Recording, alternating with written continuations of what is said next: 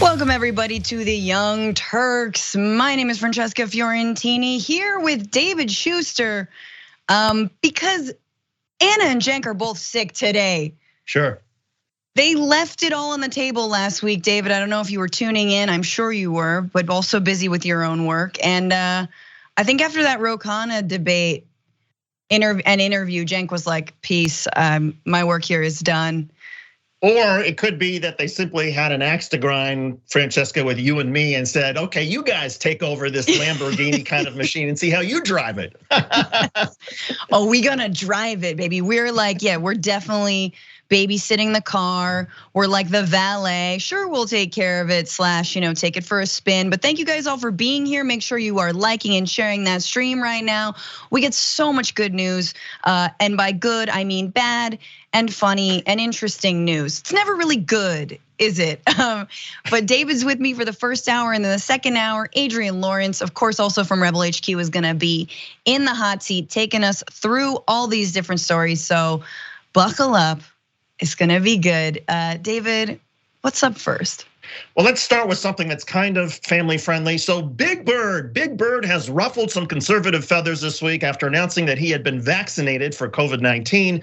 As a lot of you know, Big Bird has been a fixture on television, children's television since the 1960s. He's officially, though, 6 years old.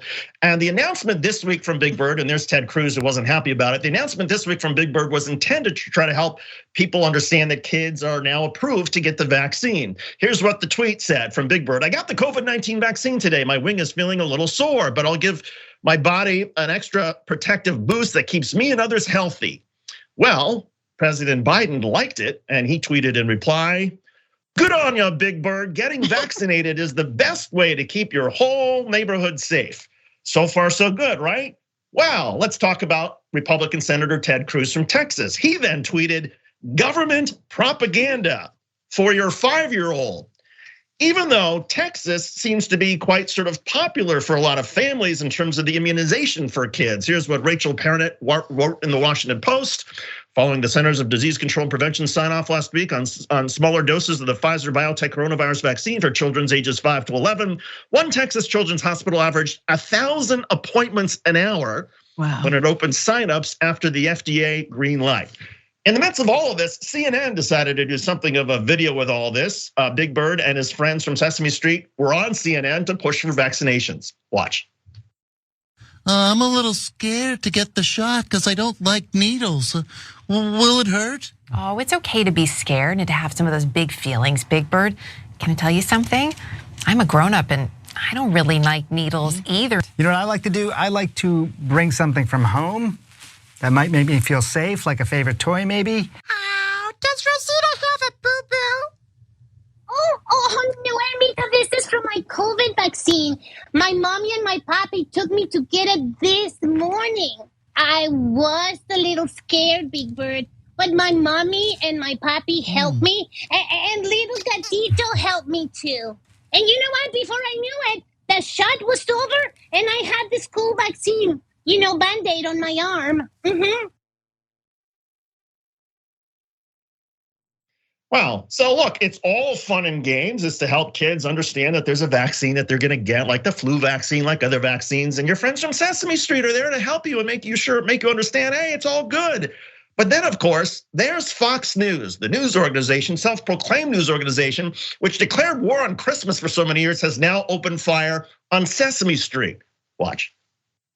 That was weird. Sanjay Gupta should be talking to mommy and papi and not to little kids on this, what looks like a big pharma commercial on Sesame Street. It's so creepy. By the way, if they can be booked on CNN, they have an open invitation to come on Fox and Friends, the whole Sesame Street cast. Oh yeah? Come on in. Yeah, I think we should book them and ask them about it. The science behind the risk to kids on COVID is just so stark and clear. They're not at risk to either transmit or get seriously sick from COVID. And yet, as you point out, so few, none really, long-term studies on the effect to children. And yet this type of propaganda is like, oh yeah, that's definitely what we need to do. Leave it, of course, to Fox News to lie to families as they're talking about Sesame Street, about the science. But in any case, Francesca, what you make of this? Oh my gosh. There's just so much to unpack in all of that. First of all, I think we all want to see Fox and Friends discuss the vaccine with Sesame Street characters, because it's like for the first time you'd have like an actual meeting of minds, like they're at the same level, they read at the same level, they count up to the same number, 11 is like scary for them, that kind of thing. So I say go for it. I think that would be really, really funny. I would love to see them just debating Big Bird on it and little Rosita and berating them, because that's what they're out for. It's interesting because this is actually not the first time that the right has targeted Sesame Street. So there's context, like Newt Gingrich wanted to defund the Corporation for Public Broadcasting. Remember the Jerry Falwell Teletubby stuff? That was all on PBS. Oh yeah, Tinky Winky is encouraging people to be gay. Like what? So again, they've been trying to cancel things from well before when they accuse the left of supposedly canceling. But it's just so amazing to me that something harmless, adorable, come on, Rosita, please, they would be so triggered by. And that's only because they have nothing else to go on. And David, let me ask you, like you're the parent of 2 small children, right? Do you feel like this is rushed? Do you feel like it happened real quick? I'm assuming if you've been at home with them quarantining, it couldn't happen soon enough. Right, I mean, we're talking almost 2 years now. And by the way, the science on all of this has been going on for 10 years, and we're taking essentially a third of the dose that is given to parents to give to kids. There's been all sorts of kids who have gotten this already. The studies are clear that there's nothing wrong with getting the vaccine. But here's my issue with Fox News and also the Republicans. Maybe there's an argument, I guess in some universe, there's an argument about whether the government should be, funding community television to try to spread positive health news to families. Okay, that's an argument. But that's not the argument they're making now. They're accusing this of somehow being propaganda because the characters on public television are trying to tell children, hey, it's safe, it's okay to get a vaccine. And by the way, PBS, public television, Big Bird, they have been promoting vaccines for almost like 50 years, back to 1972. In fact, here's a clip of Big Bird from 1972, encouraging people to say, hey, vaccines are okay. Watch.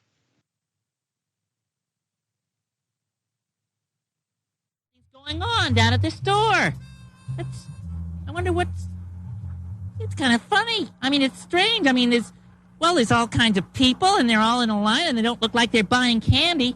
And there's a sign that says, don't wait, vaccinate. Huh? And there goes a boy with a balloon coming out of the store. Hey, what's going on here? Wow. Hey, I know what I'm going to do right away. What are you gonna do? I want to get in line. Okay, so look, if Francesca, my view is like, if Republicans don't like Big Bird, if they don't like the vaccines, if they don't want their kids to get the vaccines, fine, homeschool your kids, never leave your house, make sure the parents never leave because you don't want to risk that your neighbors or people in community might somehow pick up the disease because somebody in your family gets it and spreads it. So create your own little bubble, and then you can say whatever you want about the vaccines, about people who support the vaccines, and about Big Bird. But I mean, it just seems like such hypocrisy from Republicans on this.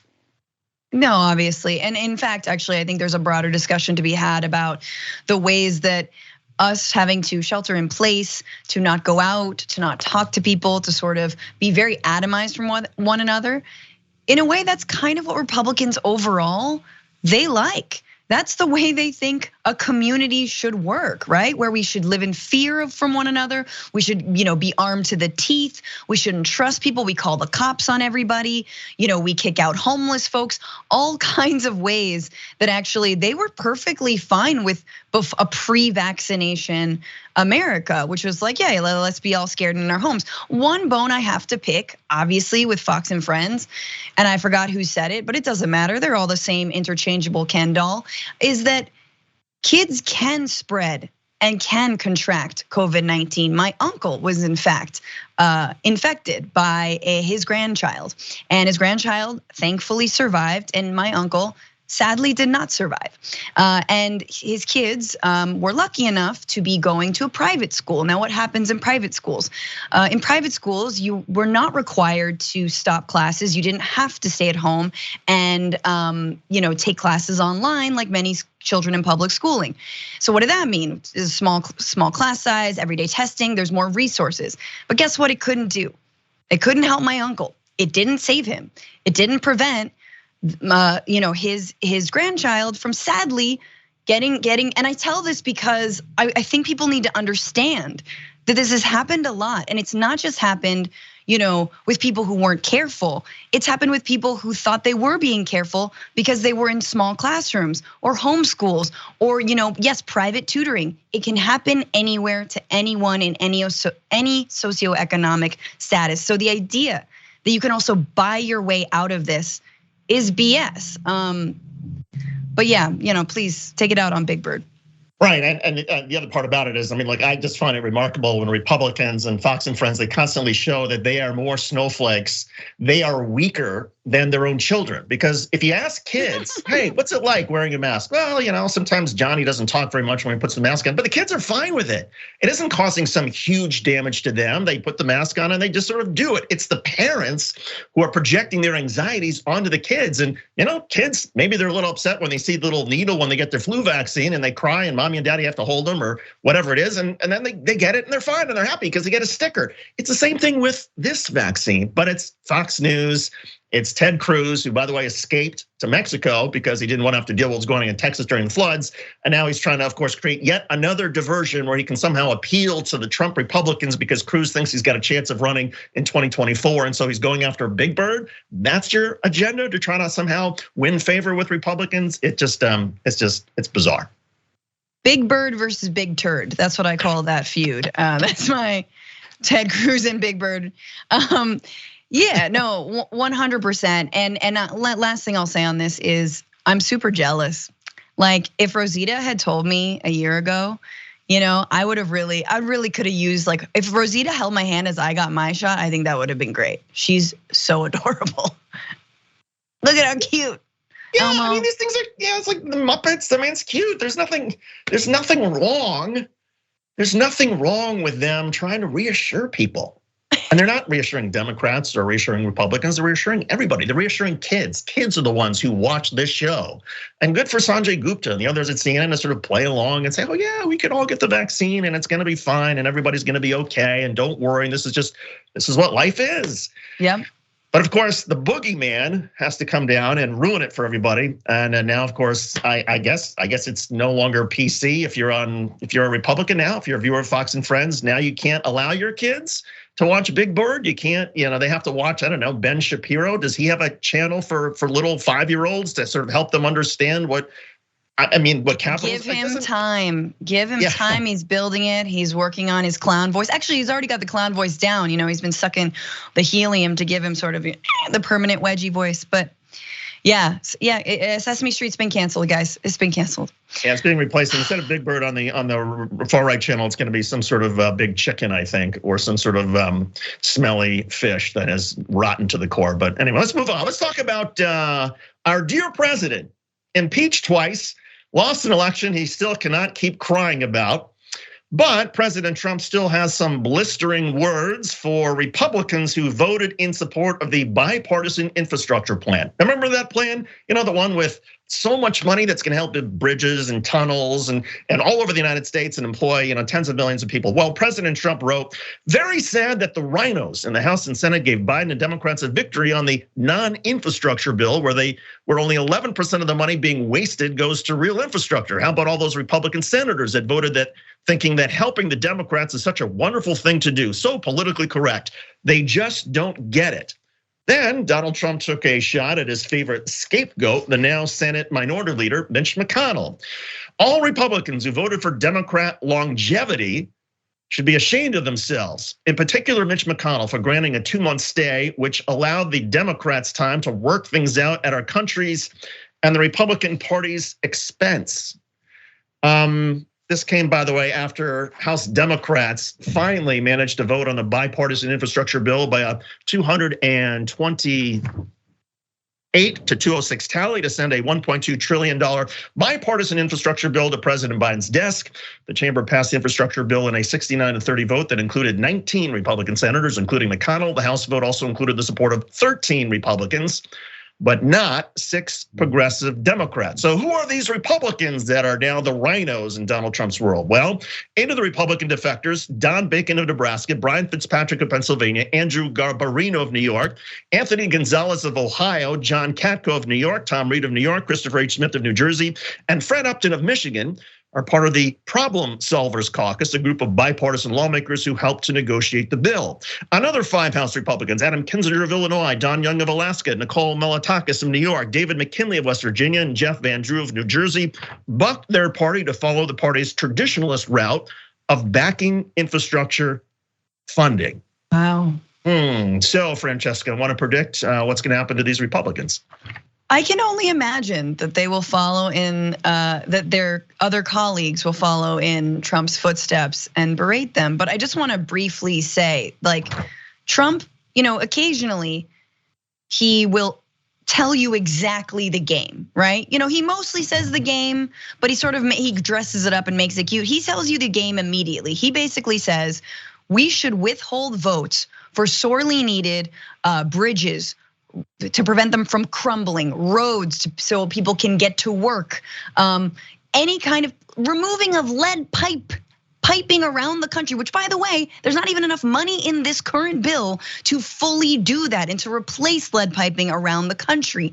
So no, we're going to vote against that. We're going to ensure that you live a less safe life, that your drinking water is contaminated. Why? So we can stick it to the libs, so we can drink the lib tears. Yes, exactly, out of our cups that are full of, lead poisoning. But doopy doo, like he just tells you right there. And so for any Republican actually paying attention, understand that maybe that those 13 Republicans that voted for it, it's because they haven't politicized potholes yet. But give them time. But for now, they're actually sticking on principle to something that is good for all people, no matter what party you vote for. Principle, a word with 3 syllables that would be 1 syllable too many for somebody like Marjorie Taylor Greene or somebody else in the clown caucus on the far right of the GOP. Here's what Marjorie Taylor Greene tweeted: 13 Republicans voted with Pelosi to spend $7.5 billion to build EV charging stations all over America to force America to drive CCP battery-driven cars. China dominates the EV battery market by over 80%, and the United States can't even compete with less than 10% market share. And she wrote, those 13 Republican traitors who voted to pass Biden's socialist infrastructure bill agree with globalist Joe that America must depend on China to drive EVs, electric vehicles. The unlucky 13 are China first and America last. 13 American job and energy killers, downwards arrow. Downwards arrow, because it wouldn't be Marjorie Taylor Greene if she didn't know how to put an emoji on the screen. Like how? What kind of mental gymnastics, what kind of Rube Goldberg machine of thought is going on in your brain that you take investment in infrastructure in the United States to mean China wins? Like, I don't get that at all. Oh, another bridge stayed up in America. Good for you, Xi Jinping. Like, what is that? Oh, you got a high-speed rail. Good on you, CCP. Like, this is your party. They make no sense, guys. Francesca, there was once a time, and I remember this goes way back, and this will tell everybody my age, but I just remember like 20 years ago covering Congress, and there was an infrastructure bill or transportation bill, and the Democrats wanted, I don't know, $500 billion, and the Republicans wanted, $400 billion, and so the agreed upon number was like $800 billion. That's the way they compromised. It wasn't to spend less; it was to give everybody what they wanted. Nowadays, you don't give anybody on the other side anything of what you wanted. God forbid there should be a single dollar that goes to repair a bridge or a tunnel or some sort of waterway in the United States that actually, might help with sort of, make businesses more profitable. Because if you can decrease the amount of time it takes to ship a product from point A to point B, you can pad your profits because you're spending less money on the transportation of that transportation of that item. In other words, you increase efficiency with better transportation. Yes. But for some reason, we forget about that. Two last things I want to say. Absolutely on like previous infrastructure bills and like Trump himself. He wants to whine all he wants. He wasn't able to pass $2 trillion he wanted to pass of infrastructure in 2019, but he couldn't because Democrats were investigating him for I don't know which crime of the many crimes that he's committed. It might have. I think it might have been around the Ukraine stuff. Maybe it was the Russia stuff. Who knows? The point is, he got his fifis hurt, and he was like, "Nuh-uh, I'm not gonna do infrastructure unless you stop investigating me." And then they were like, "No, we're not gonna stop." And then nothing happened. So he didn't pass a damn thing. The second thing I'll say is, Trump knows, and fascists or neo-fascists know, that if they prevent any progress, any legislation from getting through the halls of Congress, then that is a perfect breeding ground for demagoguery. Why? Because people lose faith in their politicians to actually work and to achieve anything. And therefore they're like, you know what? We need an authoritarian to just come in and just sort of, to hell with the laws that are written in the books, executive order it all over the place. Now, to be honest with you, I'd like a few executive orders out of Joe Biden, let's be real. And I don't think this bill is all that amazing, but I think we have to understand like what the alternative is and how much that sets up a Trump 2.0. I'm right there with you, Francesca. I mean, look, there's so much more that could have been in this bill, but the branding of it by Republicans has just sort of reached beyond absurd. I mean, to call it socialism, as Madison Cawthorn and Gates are saying in Florida. I mean, it's just it's just bizarre. But the fact of the matter is, Americans will soon realize when they see so much construction and they see the roads and highways getting better and the tunnels being more efficient, that actually this is a good thing for everybody. Whether you drive a car and you're a Republican, whether you drive a car and you're a Democrat, whether you take the bus, whatever it is. It's going to be easier for you to get from point A to point B, and that's a good thing for all of us. Absolutely. All right, we got to take our first break. David Shuster and Francesca Fiorentini in for Cenk and Anna. Stay right there. We'll be back.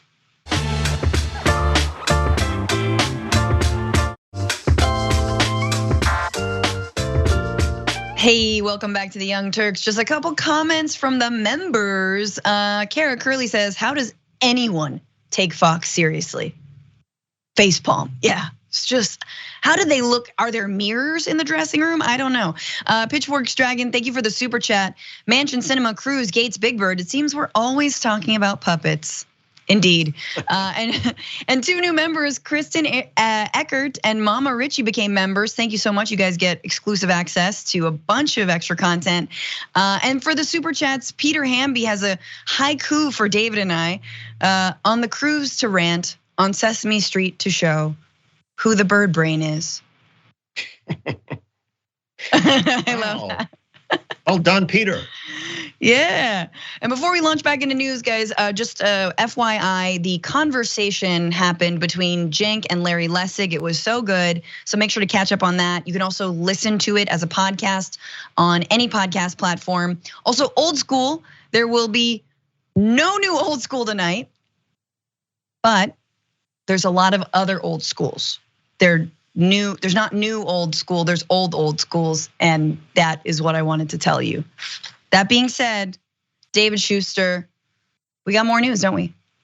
We do have more news, and full disclosure here. Once upon a time, when I was much younger, I worked at Fox News Channel. This was before they went absolutely bat crazy. I was one of the originals, but I like to say it before I do segments because I still about Fox News because I still have some people over there who, God knows why they're still there. But for all of us who don't like to watch Fox News, the only time that sometimes seems interesting is when somebody actually goes on Fox News and trolls them to your face.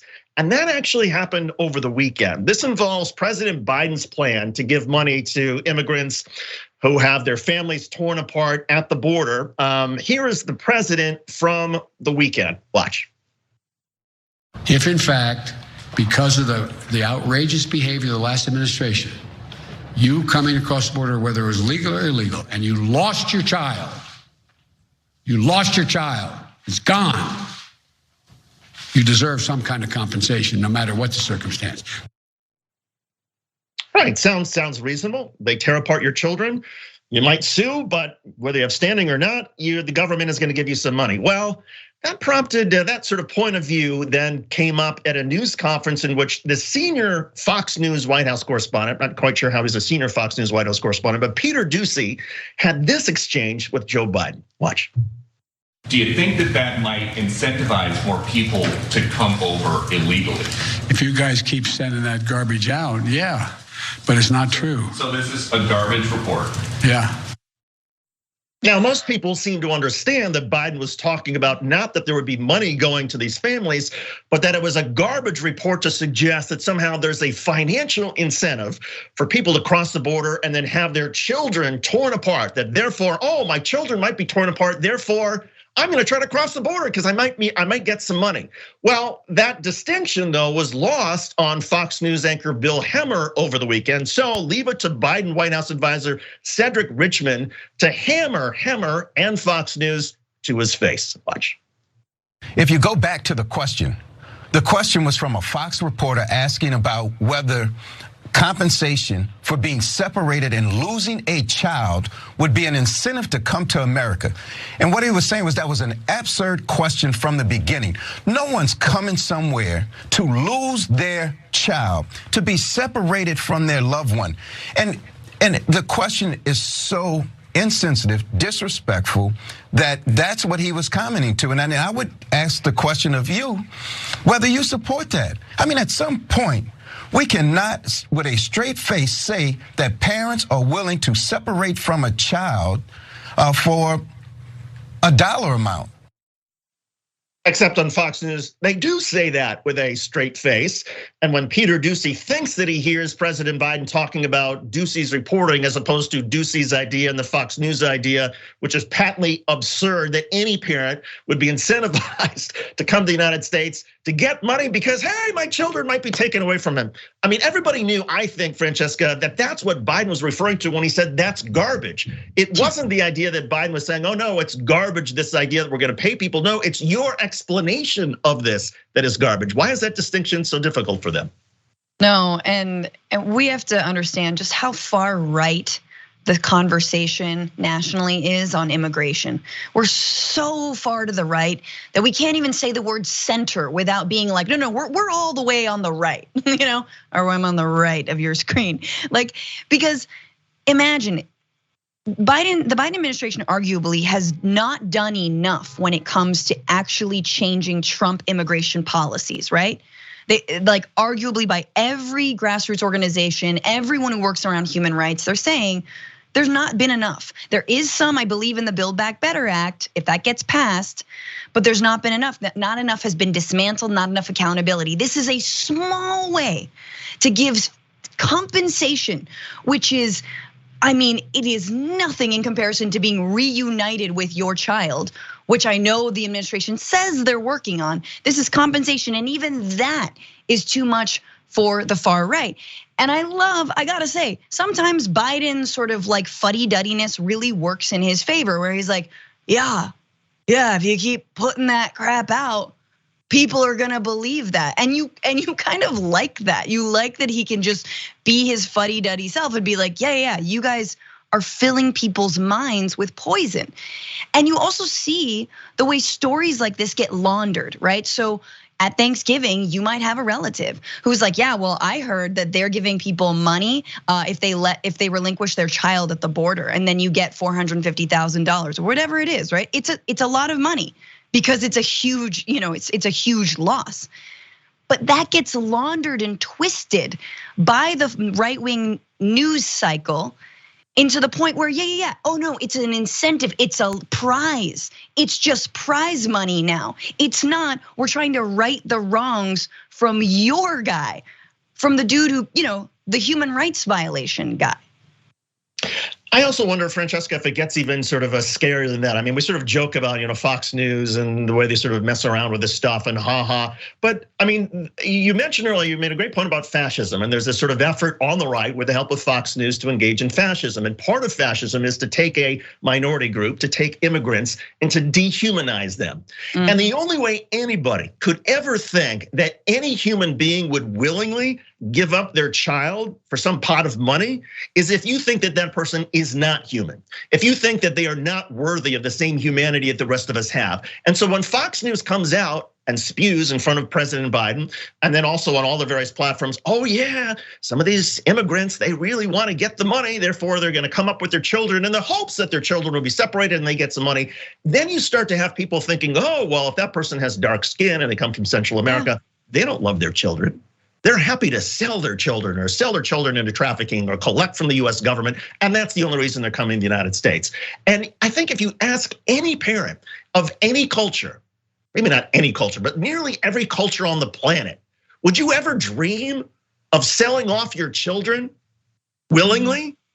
Nobody would say yes. That's insanity. And the idea that there's some people on the right in the United States, and clearly Fox News knows that there are people who like this stuff. The idea that they would say this with a straight face and they would say, oh yeah, but there's a legitimate point here. Doesn't it incentivize?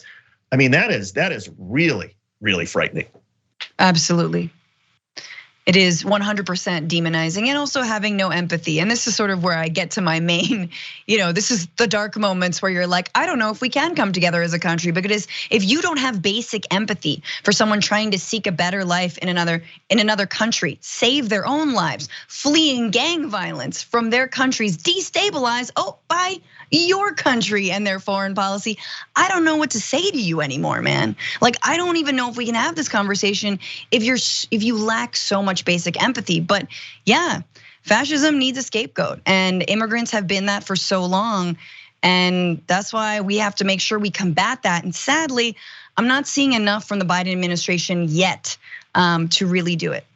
And I wonder if incentivize is another one of these, I don't know, incentivize, 3-syllable words, which maybe Peter Doocy never quite learned in college when he was studying it. Because look, there are incentives for people who have the sort of miserable life and seek a better life, or coming from places in Latin America where there are gangs and murder runs rampant and there are drugs and there's no opportunity. Sure, there's an incentive if they can get to the United States, they can build a better life, they can have freedom, they can have liberty, they can have an education, the American dream. That's the incentive. The incentive is not to come and collect $450,000 in the hopes that, well, maybe I'll be able to get rid of my child and I'll collect a bunch of money anyway. That's just absurd. And for people who do not understand what incentivize really means and what incentives are actual real incentives versus these sort of made up incentives that they talk about and bandy about on Fox News, makes me think, well, they're just dumbing down their audience even more and tossing around a word like incentivize when they have absolutely no idea what it means.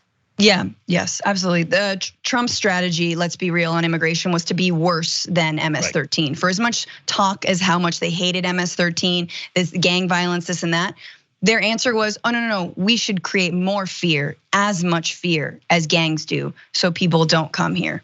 Well, I think we might be better than that. All right, we gotta take our second break. David Shuster, Francesca Fiorentini, we are here. Don't go anywhere.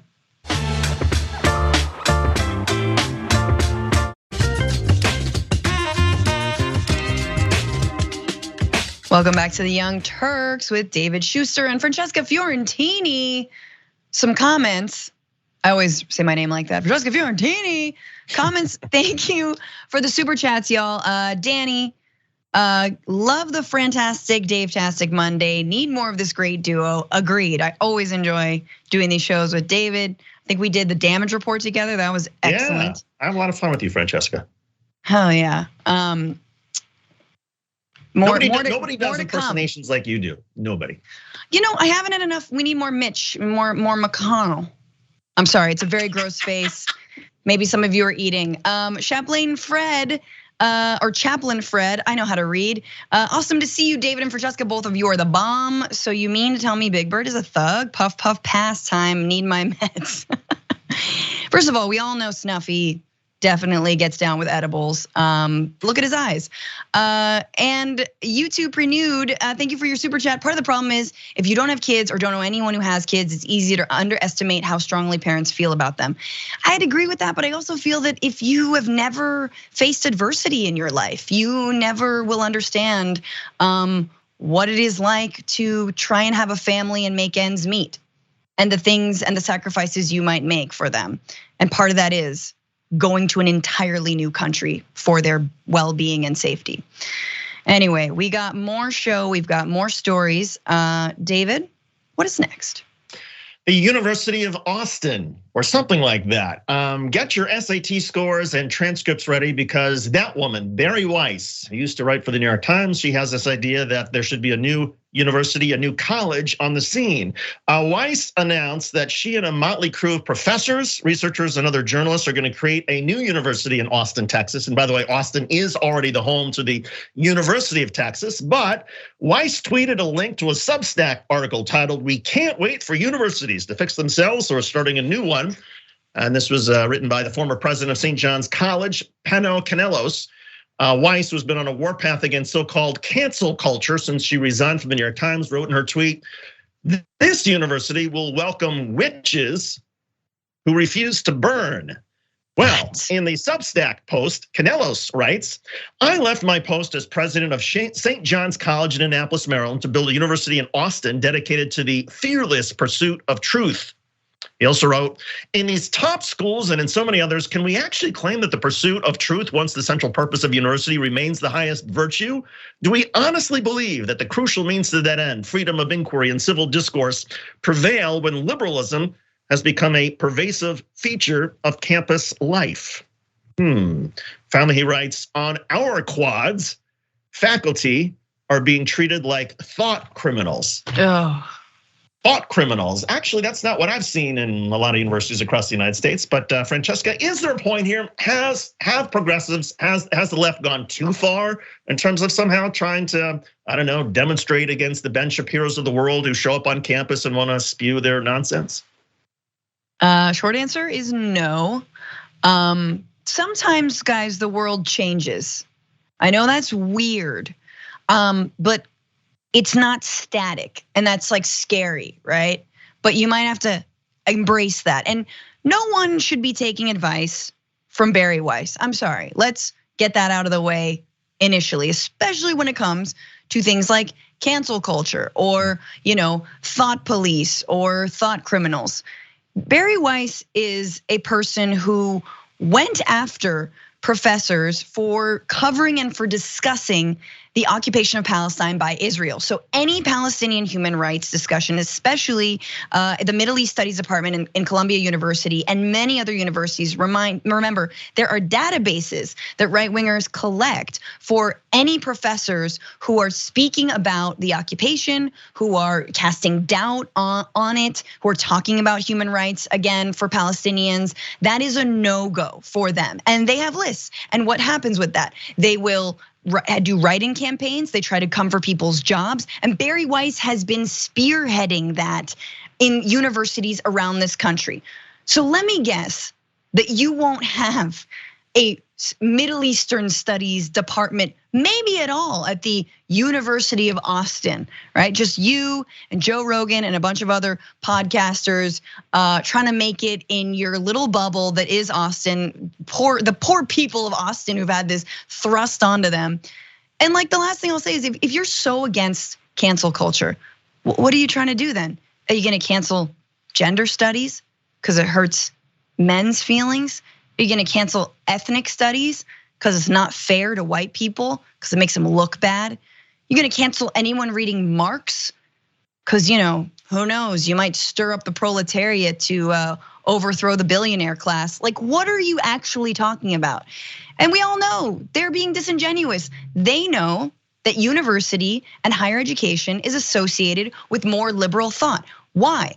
Because it's literally a space to learn. You not always, but usually you're exposed to new ideas that you weren't exposed to. You understand history, you understand systems, you understand structures. For the first time, you understand democracy and how it came about, right? You understand people's struggle, and you situate yourself in that, and you have the privilege and to do that, and you're lucky enough to do that, not without a lot of debt.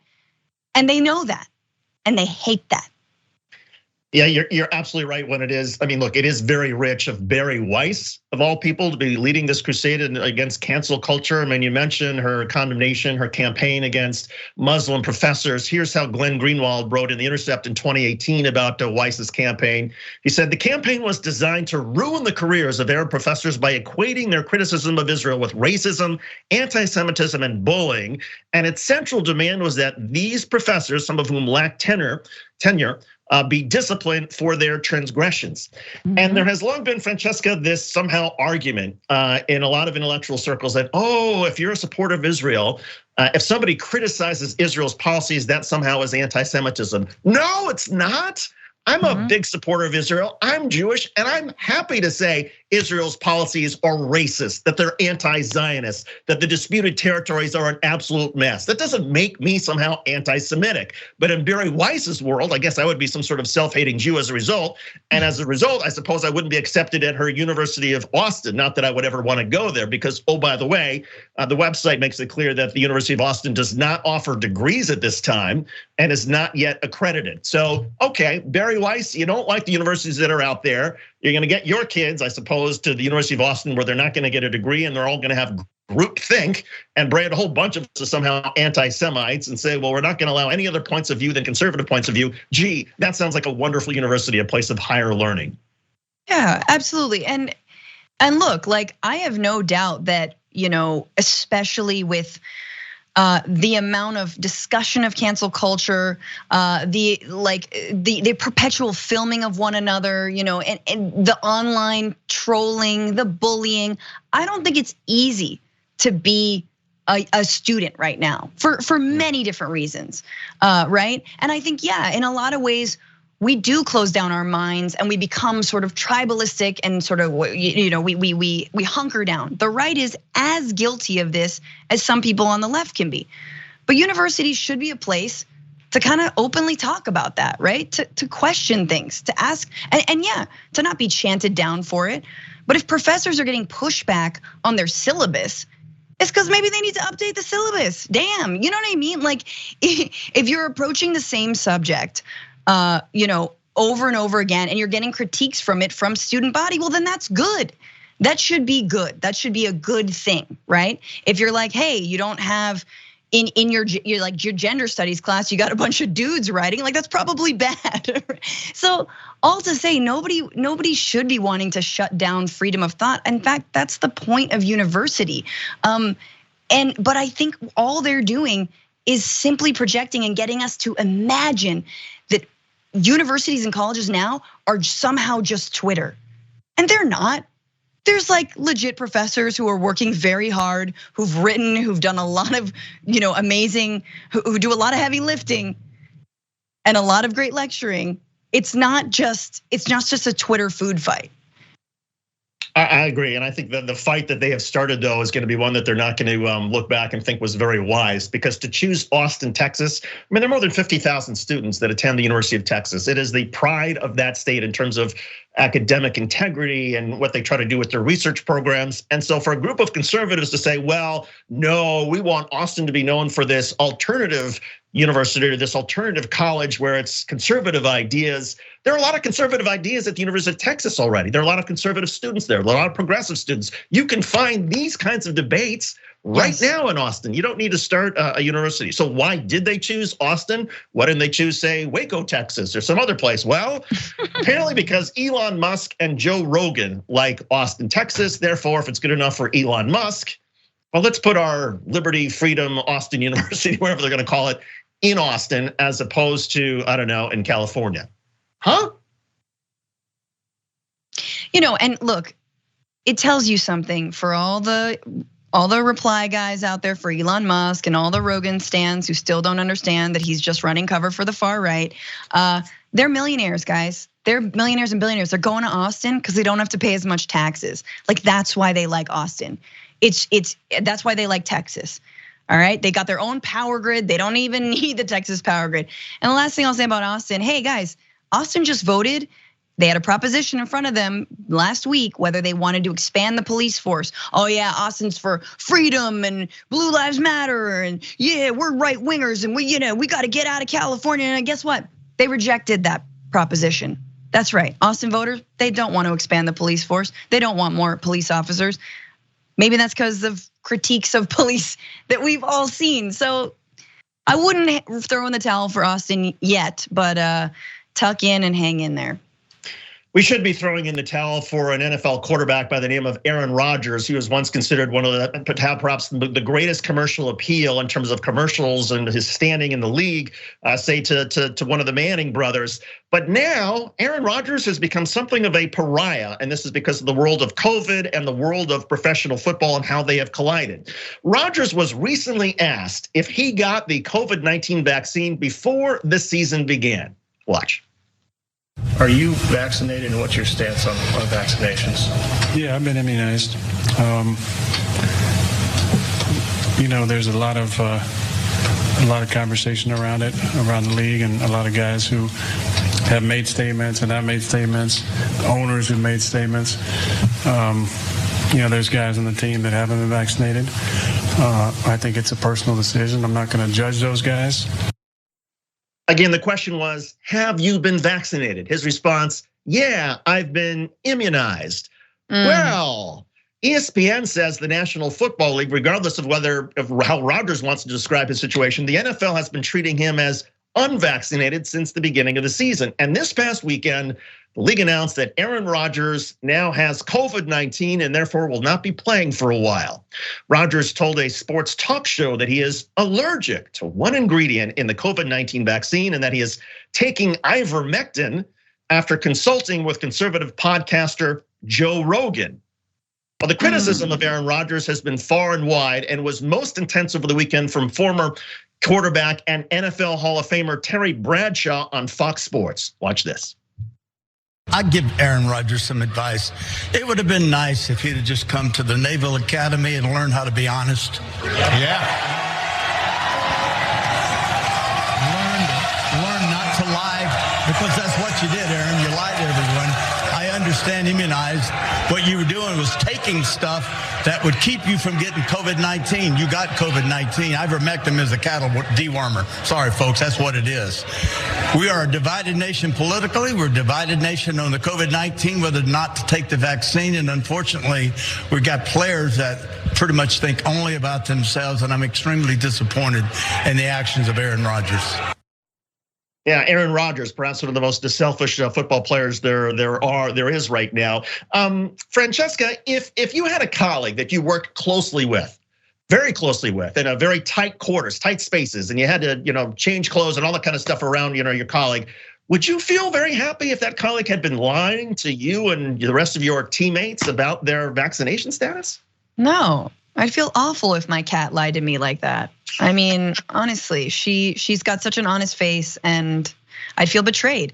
Absolutely. I mean, and this is the big thing, you guys. Let's remember that the NFL actually accommodates for players who do not choose to be vaccinated quite well. There are some restrictions. They can only gather with something like 15 people at a time, which is actually pretty damn good considering before the vaccine we weren't gathering with anybody.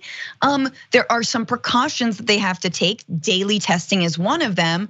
But there is space. The NFL has made space for unvaccinated players. And I'm not gonna stick up for the NFL, honestly, because I do not respect Roger Goodell and Kaepernick always and forever. But at least they are trying to keep people safe. And Aaron Rodgers just lied. It wasn't, I'm immunized. It's, yeah, I'm immunized. So that right there is a lie. And I'm glad he's getting called on it by a lot of different folks, because it isn't the fact that you choose not to get the vaccine, it's the fact that you choose to lie about it when we could have just been keeping everyone safe. I'm with you 100%. And to me, I mean, there are two levels to this lie. There is the public lie. I mean, so he's never gonna, and by the way, he's been dropped by, there's a health organization in Green Bay that had him as a spokesperson. And so he's been dropped by them. So he's not gonna have any commercial opportunities again. He's not gonna be able to sell car insurance or all the other stuff he was doing. But put aside that lie in terms of the public. One of the cardinal rules of professional sports, particularly in football, is that you do not lie, you do not endanger your teammates on the field or off the field. And I guarantee that even if Aaron Rodgers is correct, that there are some people who've got different points of view, even on the Green Bay Packers, about whether they should be vaccinated. There are members of the Green Bay Packers who were vaccinated, who have kids, who have people who have comorbidities, who are counting on their teammates being honest with them.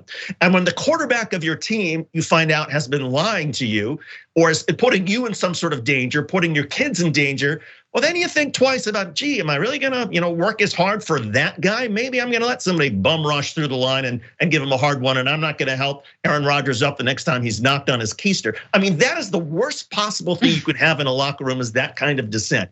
And that is what Aaron Rodgers has done. And for all those people say, oh, but he's a wonderful quarterback and he should be entitled to have his opinions because he is so successful, he has just done the absolute worst thing. Never mind the debate over, over ivermectin, over COVID-19, just in terms of sports and how you treat teammates, he has committed a cardinal sin that I think a lot of players will never forgive him for. Tough words from David Shuster. Yeah, I think that, look, it's that I think quarterbacks are supposed to lead. Isn't that the point? They're like leaders. They do, and he didn't. And also, if he felt so strongly about the vaccine, why not say it openly, right? I mean, Kyrie Irving said it openly. Other athletes have said it openly. So I think it does show a lack of leadership. But I don't know, maybe Shailene's cooking up some Clay goodness. That is such a great point, because he could have said, look, I don't believe in the vaccine. And he could have said to his teammates, I don't believe in the vaccine. I'm taking ivermectin, here are the protocols that I'm taking. And you can argue with me, but I'm gonna be honest with you, this is what I'm doing. Okay, we might disagree, his teammates might have a problem with him, but at least he's being honest. When he's lying to the media, when he's then lying to his teammates about whether he's been immunized, that crosses a line that you don't get that back. And I feel terrible for friends of mine who are in Wisconsin, who believe in Green Bay and love the organization, and now they're looking up and saying, what a jackass. For him to to embroil the team in this kind of controversy, this kind of distraction, to sort of ignite a war over COVID-19 on a football field, in a football locker room, in the community of Green Bay, what a jerk. Yeah, last thing I'll say on this, I'm sorry, we have to wrap, but I just want to say that a lot of the folks who are consulting Rogan, Joe Rogan, Medicine Woman, are also millionaires and billionaires, people who are incredibly wealthy, and they can get access to a cocktail of treatment that most people can't get access to. And yet they've got listenership in the millions, and they've got followers like Aaron Rodgers and fans who, if and when they get sick because they choose not to get vaccinated because they're following their heroes, they won't be able to get access to that same cocktail of, Regeneron or ivermectin light, or I don't know what, right? There's all those things are expensive. So it is also important to know that this is a story of leadership and of money, and how some people think that money can buy you out of the vaccine. Because you don't trust it, but yeah, it's horse paste. Get it in me. All right, you guys. David Shuster, that's been the first hour. We got more. Are we good here? Francesca, have a great hour too. Always a pleasure being on with you. So good to see you, everybody. Watch David Shuster on Rebel HQ. He's crushing it, and stay tuned because Adrian Lawrence is here after the break. Thanks for listening to the full episode of The Young Turks. Support our work, listen ad-free, access members-only bonus content, and more by subscribing to Apple Podcasts at apple.co/TYT. I'm your host, Cenk Uygur, and I'll see you soon.